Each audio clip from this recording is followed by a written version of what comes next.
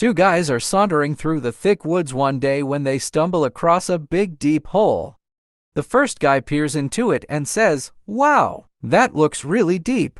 The second guy says, "It sure does. Let's throw a few pebbles in there and see how deep it is. We can tell the depth by how long it is before we hear the noise of the pebbles landing." So, they pick up a few pebbles and throw them in and wait. Nothing. There's no noise at all.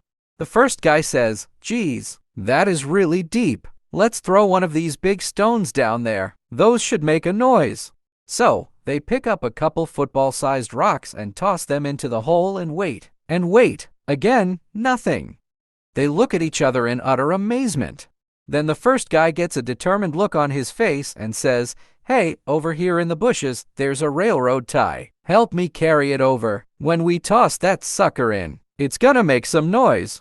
So, the two of them drag the heavy tie over to the hole and heave it in. Once again, not a sound comes from the hole.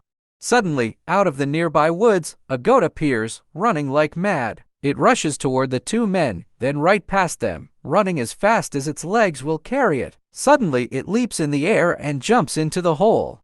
The two men are astonished with what they've just seen and look at each other in amazement. Then, out of the woods comes a farmer who spots the men and walks over. He asks them, "Hey, you two guys seen my goat out here?" The first guy says, "You bet we did. Craziest thing I ever saw. A goat came running like crazy and just jumped into this hole and disappeared." "Nah," says the farmer, "that couldn't have been my goat. My goat was chained to a railroad tie."